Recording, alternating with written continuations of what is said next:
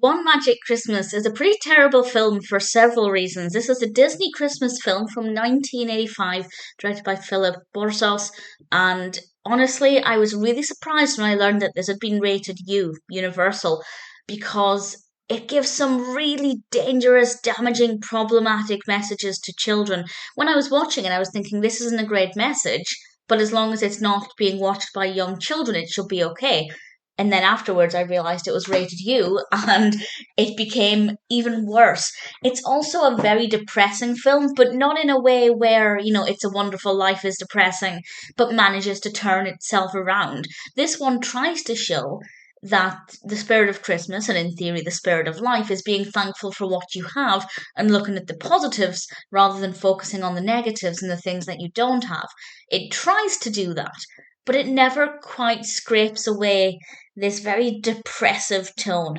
And for a Christmas film, I'd say nobody wants that. So there are so many things wrong with this. It actually got off to a good start because I had faith that it would turn things around, that the tone would shift, as with, a lot of films, they start off negative and then characters go through these experiences and you're not left feeling like there's no point to anything. But it just never did. It's about this family, the Grainger family, who don't have a lot of money. Even though they have £5,000 in the bank, they don't have a lot of money. And this is the 80s. So I didn't quite believe they were as, down on their luck as the film led them to believe. They shouldn't have mentioned, I know it's a safety net, but they just shouldn't have mentioned that at all. And the mother in particular doesn't want to use any of that money to get her kids any Christmas presents. I mean, come on, £5,000 in the 1980s, and you can't spare a couple of £100 for your children's Christmas. You're not a nice person. Again, it's a safety net, but it's the 1980s. £5,000 as a safety net today is not that bad. So I constantly just had more reasons to dislike this woman, and the performance is good. She's played by Mary Steenburgen, and the performances from everybody are great, particularly Abbie, who's played by Elisabeth Harnois or Harnois. I apologise if I've mispronounced that. She's the youngest character and is adorable. I have no issues with any of the performances, but the characters, particularly Ginnie, I hated her. I hated her from the beginning, and I didn't believe this family's situation. I didn't buy into their current life. It just didn't make any sense to me, and they were whinging about things that weren't really big problems.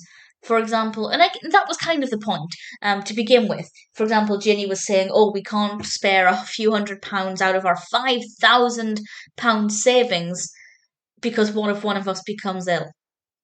Yeah, well, what if one of your kids or neither of your kids has a Merry Christmas and they lose the spirit of Christmas? Obviously, it's not all about presents, but if you're in a situation like that, you can afford to get your children at least a little something. You don't have to just give them nothing. Um, so I didn't really care for her and didn't care what happened to her. And as the narrative progressed, things just got worse and worse and worse. And I was actually looking forward to this because it's actually about an angel, this brilliant angel character called Gideon, played by Harry Dean Stanton, who communicates mostly with Abbie to help her mother. And this is where one of the big problems comes in and makes it actually a really damaging. Now, I don't want to say this Disney film will psychologically damage a child, but if the child's in a very vulnerable state emotionally, it could. It definitely could. So I'll discuss that in a moment with a spoiler warning because it is something that happens at the end. The narrative just gets worse and worse. The characters, well, Ginny's unlikable. The rest of the characters are fine. The performances are quite good. The way it's filmed is quite good. There's a particular scene with some cars, and I thought that was very well filmed. There are some carolers, but it's otherwise not the most festive. Actually, I did like the scenes in the supermarket or the grocery store. They just felt like grocery stores around Christmas time. They were very atmospheric and very well done. Still depressing because none of the shoppers could afford any of their shopping. It's like, come on, you're just dragging everybody down and then never offering anything to lift us up. it's one thing to be realistic, it's another thing to make these films that people watch for escape. Most of us watch Christmas films either to get into the Christmas spirit, which this doesn't do, or to escape reality, which, if you're in a similar financial situation, this film's not going to help you escape that reality for an hour and a half. It's just going to drag you down with it. Um, so it's not very festive, didn't have the festive spirit. Yes, I like the fact that the message is about focusing on what you have, focusing on the positives, not being so caught up in what could be or what could go wrong. Because if it hasn't happened yet, it might not happen. Let's celebrate what we have instead. Credit to it, that's a good message. Unfortunately, the way it went about delivering this message is diabolical. So, spoiler from now, I'll discuss why it's actually potentially really dangerous for children. I was really surprised when it did this. I'm really surprised anybody thought this was a good idea. So, big spoilers from now. Gideon tells Abbie that he can't bring her father back, he can't make her mother happy, but Santa Claus can. What? Now, actually, that's a lie because when Abbie visits Santa Claus, it turns out that Santa says, no, I can't do that. But your mother can if you bring her this letter she wrote when she was a child. Now, obviously, the purpose of the letter is to show that once upon a time her mother believed in the magic of Christmas. Also, when her mother receives the letter, like, if I gave you a Christmas letter that you wrote as a child, would you recognize it as your own? I certainly wouldn't. I have no recollection of anything I wrote to Santa, so that was unrealistic. But the message was basically, if you believe in Christmas magic, your father will come back from the dead and your mother will be happy again and she won't have any money troubles because she won't care. And that's terrible. It's one thing for a child to believe an angel can do that, because, well, in my belief, angels are real, spirits are real. I guess some people will argue that Santa is only as real as angels, and therefore it would have been just as unbelievable for the angel to help, which I understand. But even though I don't believe that, but to tell a child, and therefore all of the children watching this, that if their father has died and their mother is depressed, all they need to do is ask Santa for help, and their grief will be restored.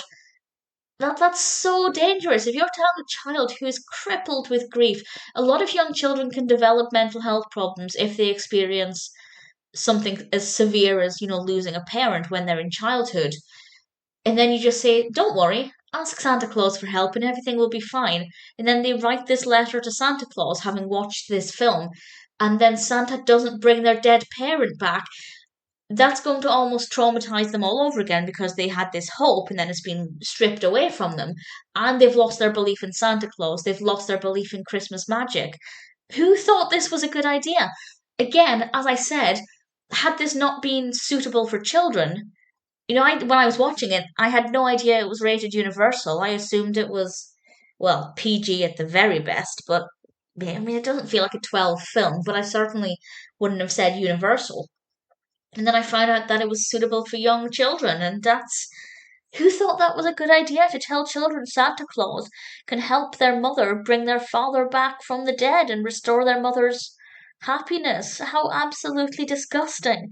So I'm actually really annoyed at the film for being so careless and ridiculous. And also, why was Santa even in it? This would have worked so much better if Gideon helped, because I don't even believe the whole Christmas letter thing, because as I said, there's no way that the mother would remember or recognize a letter she wrote to Santa Claus, I don't know, 20, 30 years before this. Absolutely not. So that was a cheap gimmick that didn't even make any sense. So it would have made so much more sense if Gideon had helped the mother. But I still don't think they should have brought the father back. I mean, really, they should have just not killed the father, because that's just, they tried to make it dramatic. And yeah, I mean, that scene was dramatic, but it meant that the rest of the narrative was a mess. Maybe if the father hadn't died, the Santa Claus thing might have worked because it was about restoring belief in Christmas magic, and then the mother could have, started to focus on what she did have rather than what she didn't have, and that would have worked fine. But telling a grieving child you're gonna bring their dead parent back through the magic of Christmas is just irresponsible and ridiculous. So I don't recommend this film. It's depressing. It tries, credit where it's due, it tries to be uplifting towards the end, but it fails miserably. The performances are good, it's well filmed. There are some nice Christmas songs, carolers in this, but other than that, I actually want to make sure I never watch this film again. It's the last third of this film is horrific, and the first two thirds are just incredibly depressing. It's not worth watching.